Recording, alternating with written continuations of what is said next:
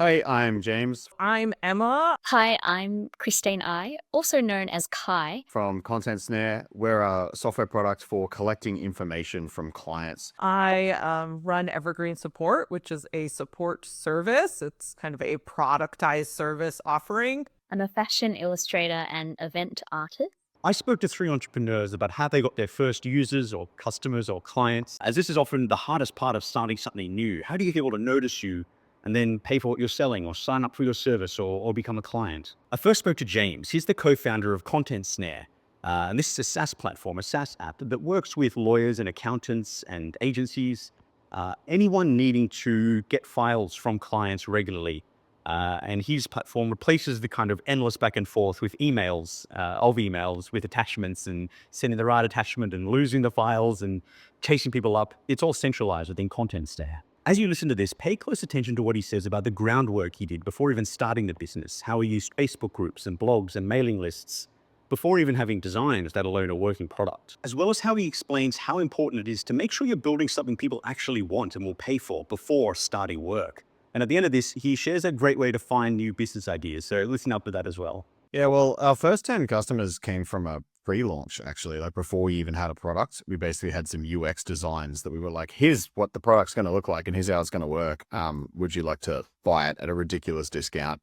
And those customers came from, like, we started writing blog posts and doing SEO type stuff long before that, right? So I knew we wanted to build a product. It was probably going to be in the web design space. And so we built like a Facebook group and a blog and SEO, newsletter, all that kind of stuff. And so that's how we were building the audience. And that's why when it came to doing that pre-launch, it was just sending an email. I think we had 400 people on the list at that time, and we had 25 sales, which is what we capped it at. So yeah, that's where the first customers came from.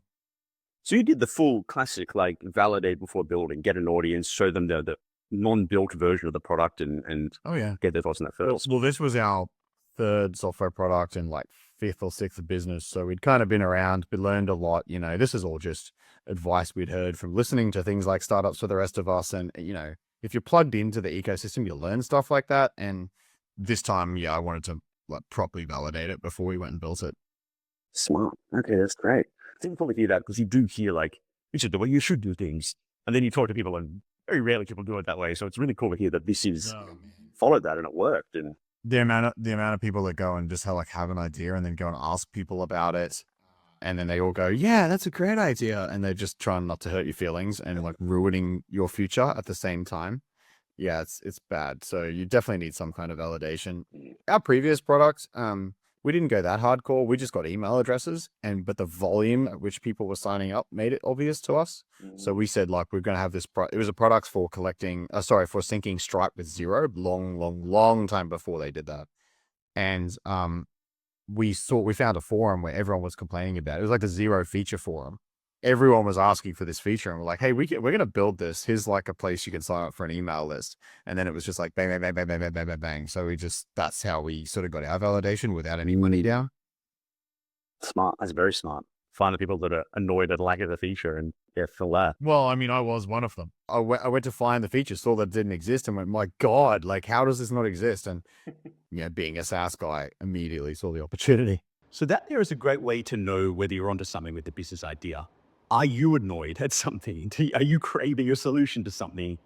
And when you talk about it, do other people, echo that back to you? And do they give you their email or do they sign up for something just based on the premise of the idea of this problem that you're solving? Each of these case studies are available in full at milestones.so, including summaries, insights, action items, and a full database of all advice and answers from all entrepreneurs in the Milestones library.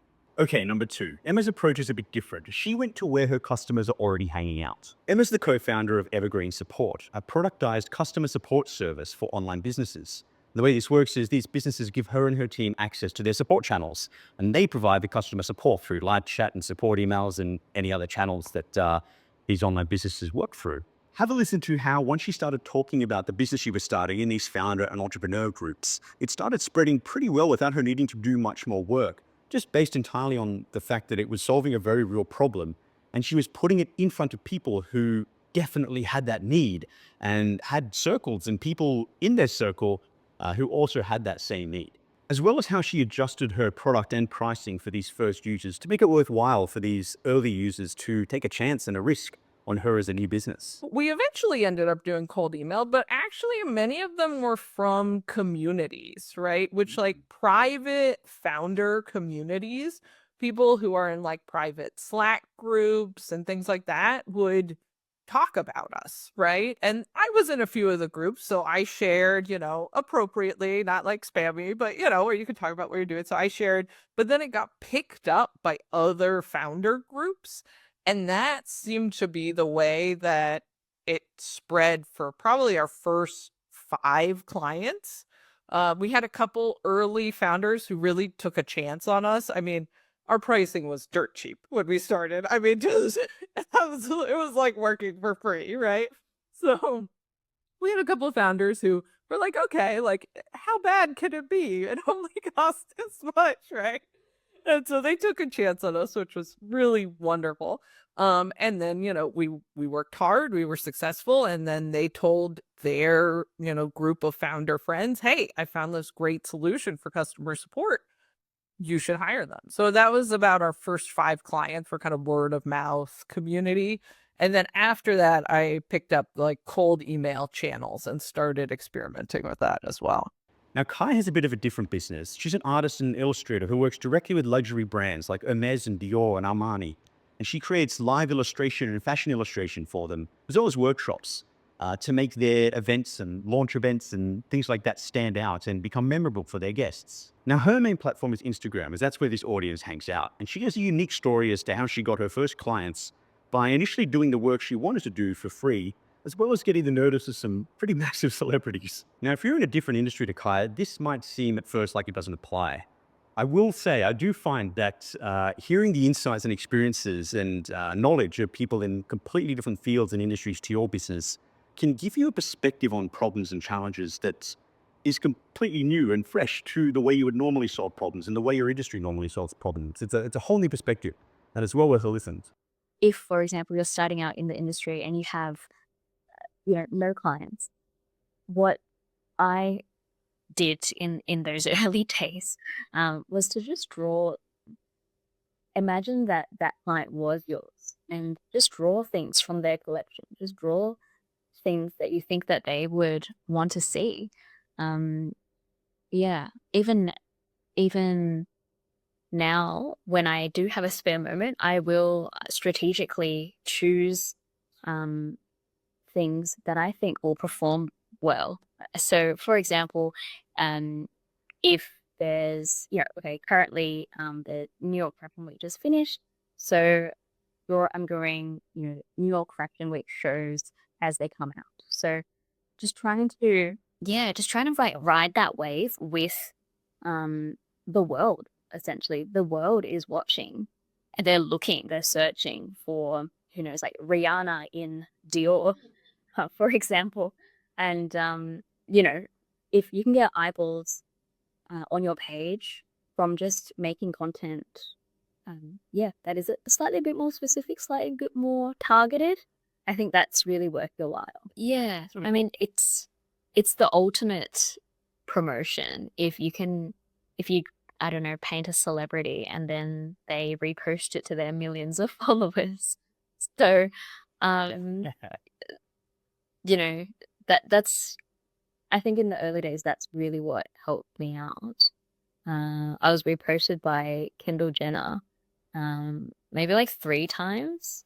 The first time was really the one that like really blew up.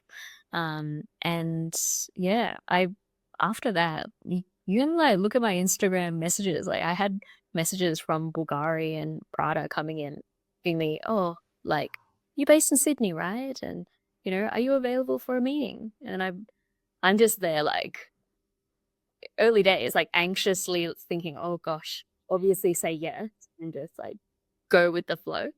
So yeah, it's just how things think. This can be applied to so many fields. By showing that you can already do the work, and by already doing the work and sharing it and posting it, you're showing that you are the person that can do this. You've proven that you can do it, and you're the business or the person or the provider to go with when your client or your customer is making this decision. Now, this could be anything from redesigning a website, upgrading some branding, fixing a software bug, filming the video for the tourism agency you're already wanting to be working for. Making it easy for them makes them want to work with you. If you'd like to hear more about any of these case studies, the links are in the description below for each guest. There are over 20 questions per case study covering so much about their business, their experiences, their insights, their wins, their mistakes, everything about their business. Or head to milestones.so for a whole bunch more, and I will see you in the next video.